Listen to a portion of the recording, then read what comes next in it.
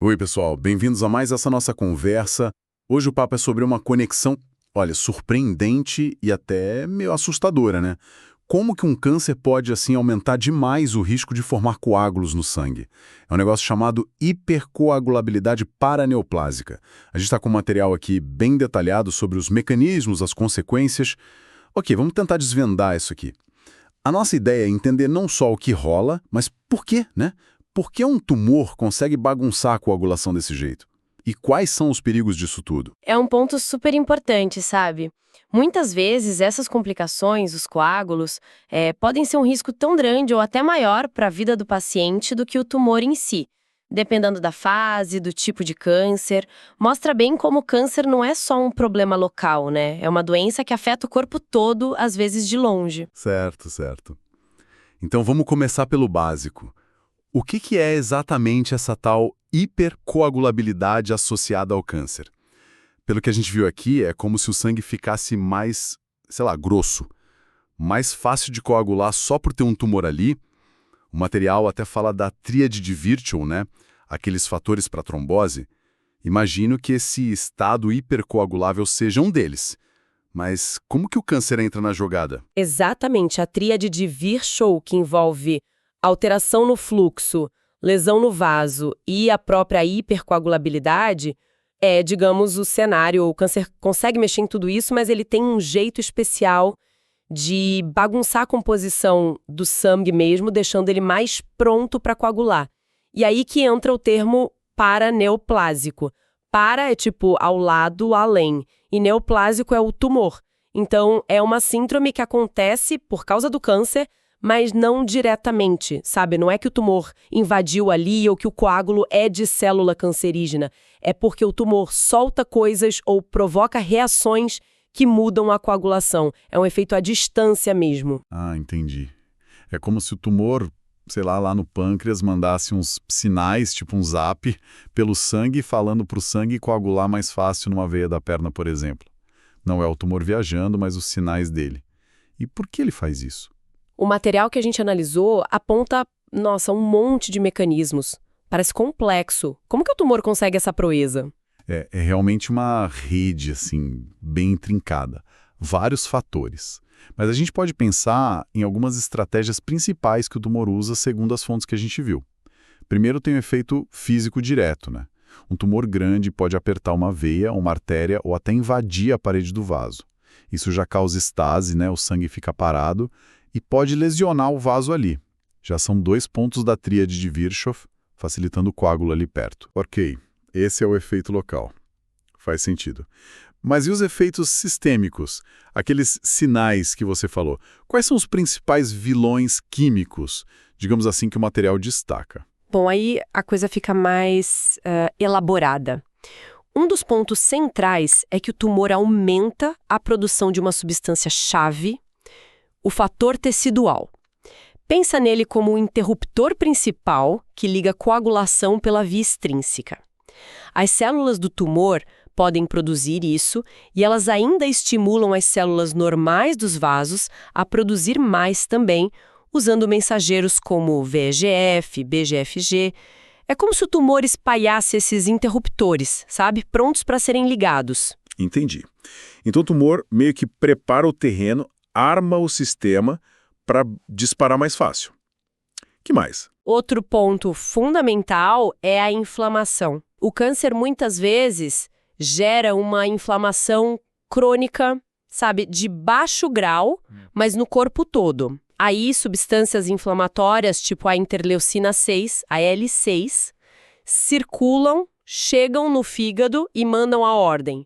Produz mais coisa para coagular. E o fígado obedece.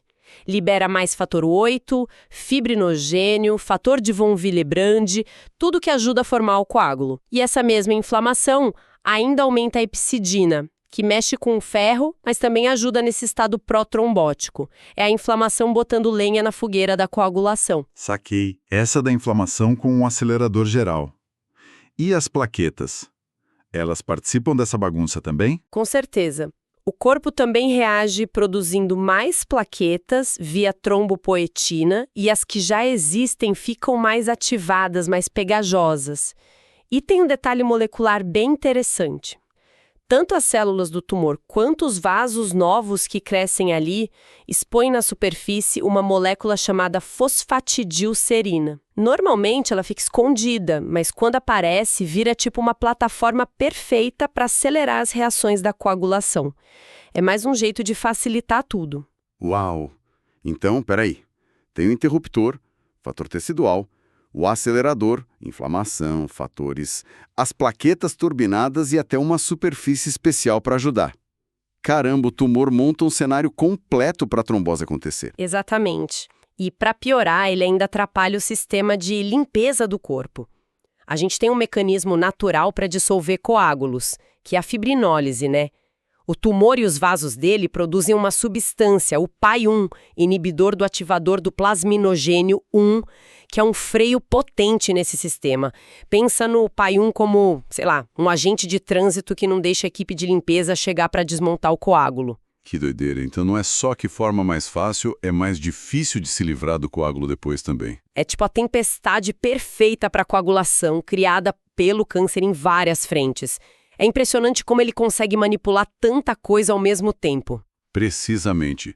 Essa combinação toda de ativação, inflamação, plaquetas e a inibição da limpeza que cria esse estado de hipercoagulabilidade tão perigoso nos pacientes com câncer. Ok, acho que agora deu para entender melhor o porquê dessa ligação. Vamos então para as consequências clínicas, né? O material que a gente viu foca em duas bem sérias.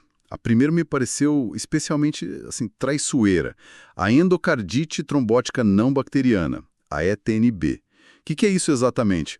O material descreve uns trombos, uns coágulos se formando nas válvulas do coração, principalmente na mitral. Mostra até foto de uma massa na válvula.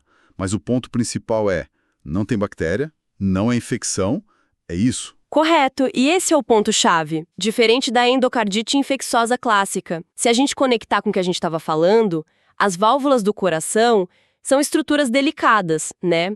Sofrem um estresse mecânico o tempo todo, abrindo e fechando sem parar. Isso pode causar umas microlesões na superfície delas e também tem umas áreas ali perto onde o sangue anda mais devagar, uma estase relativa. Em condições normais, tudo bem. Mas aí com o sangue turbinado pela hipercoagulabilidade do câncer. Exatamente. A combinação da microlesão, da estase relativa e de um sangue que tá doido para coagular. Pronto, temos a tríade de Virchow ali, bem na superfície da válvula cardíaca. Aí começa a depositar plaqueta, fibrina, formando essas vegetações, esses trombos. O material até fala que eles costumam ter as linhas de Zayn, que são aquelas camadas, sabe? Indicando que se formou com o sangue circulando e não é um coágulo pós-morte. E qual o perigo disso aí? Essas vegetações ficam quietinhas lá na válvula? Aí que tá o problema. Elas não são quietinhas, não. A descrição que o material traz é que elas são friáveis. Ou seja, quebradiças, não tão grudadas com força na válvula. Pedacinhos podem se soltar fácil e serem levados pelo sangue. Eita, e se soltar? Vai para onde? Como a ETNB acontece mais nas válvulas do lado esquerdo do coração, mitral e aórtica, esses pedacinhos, os êmbolos, entram na circulação arterial, a que vai para o corpo todo, podem ir para o cérebro, aí causam um AVC, para os rins, causando infarto renal, para o baço, para as artérias das pernas, dos braços, basicamente podem entupir artérias pequenas em qualquer lugar, causando falta de sangue, dano no tecido. E isso tudo pode acontecer de um jeito meio silencioso, sem sintoma no coração aparente. Às vezes é a primeira pista de um câncer escondido. O nome não bacteriana é histórico, mas é bom notar que também não tem inflamação importante ali na válvula. É mais um processo de trombose mesmo. Caramba, que coisa, né? Uma complicação silenciosa no coração causada indiretamente pelo câncer, mas que pode detonar órgãos lá longe. Bem traiçoeiro mesmo. E qual é a segunda consequência principal que o material aborda? É um cenário talvez mais conhecido pelo pessoal, mas nem por isso menos perigoso. A trombose venosa profunda, a TVP, e a complicação mais temida dela, que é a embolia pulmonar, a EP. Ah, TVP, sim. Acho que a maioria já ouviu falar. É aquele coágulo numa veia, funda, né? Geralmente na perna, na pelve. O material até tem uma imagem forte de uma veia femoral toda entupida por um trombo escuro. Mas qual a ligação específica com o câncer e o perigo maior? A ligação é que quem tem câncer tem um risco bem maior de ter TVP, justamente por causa de todo aquele estado de hipercoagulabilidade que a gente já falou.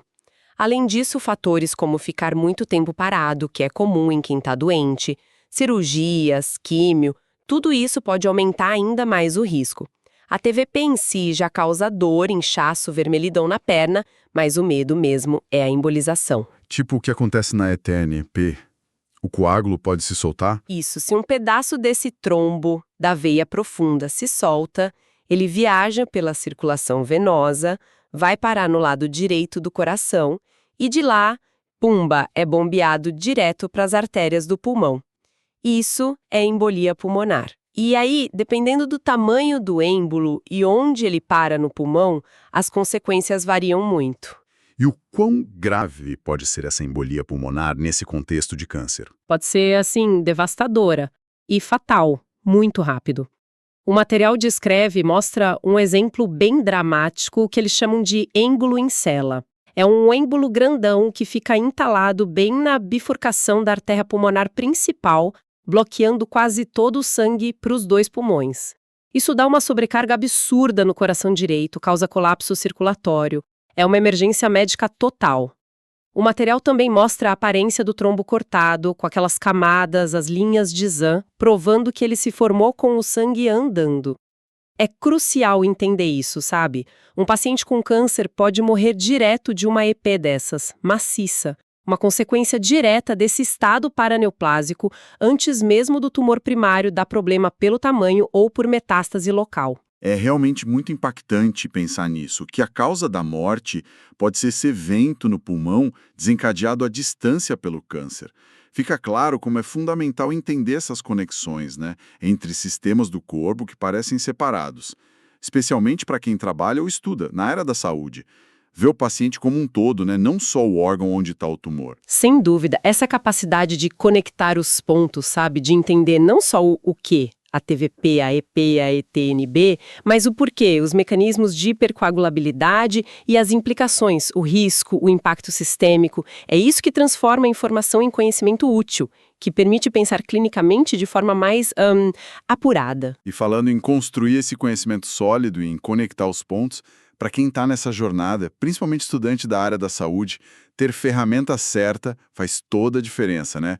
E olha, se você é estudante e quer se preparar de verdade, entre agora em medicob.com.br, baixa o app e aproveita o maior banco de questões do Brasil. Tem prova anterior de tudo quanto é instituição, questão comentada, resumo prático, aula completa, flashcard pronto para revisar onde quiser. É um jeito de fortalecer essa base para entender essas coisas complexas que a gente está discutindo. Bom, mas voltando aqui para a nossa análise. Então, o que tudo isso significa, em resumo? Se a gente for pegar a essência do que o material trouxe, fica claro que o câncer é muito mais do que só célula crescendo sem controle num lugar. Ele age como um agente sistêmico mesmo, capaz de criar esse estado de hipercoagulabilidade por, nossa, um monte de vias diferentes. Desde apertar um vaso até orquestrar um monte de sinal químico e inflamatório. Exato. E esse estado protrombótico não é só um achago de exame. Ele aparece clinicamente de formas bem graves. As duas que a gente explorou hoje, baseadas nas fontes, são exemplos claros. A endocardite trombótica não bacteriana, com aquele risco traiçoeiro de embolia para órgãos vitais, e a trombose venosa profunda, com a ameaça constante de uma embolia pulmonar que pode ser fatal. São complicações que podem mudar completamente o rumo da doença oncológica. Isso adiciona uma camada bem importante de complexidade e de vigilância também, né? No cuidado de quem está enfrentando o câncer. Com certeza. E isso até deixa a gente com um pensamento final para refletir. Algo que o material não entra direto, mas que surge da conversa. Pensando em como o câncer pode, assim, quietinho, desregular funções tão vitais como a coagulação e que essas complicações podem ser fatais independentemente do estágio do tumor, como que isso deveria mudar a nossa forma de vigiar e prevenir essas coisas nos pacientes oncológicos? Será que a gente deveria ser mais agressivo na profilaxia, no rastreamento de trombose? mesmo em quem parece bem ou que o tumor está respondendo ao tratamento? Fica aí a questão, né, sobre o equilíbrio entre prevenir e o risco de intervir. Uma pergunta muito boa, realmente, e que com certeza merece que a gente continue pensando sobre isso, especialmente quem cuida desses pacientes. Com essa provocação, a gente encerra a nossa análise de hoje sobre essa relação tão intrincada entre hipercoagulabilidade e câncer. Agradecemos demais a companhia de todos e esperamos ter ajudado a clarear um pouco essa conexão vital. Até a próxima!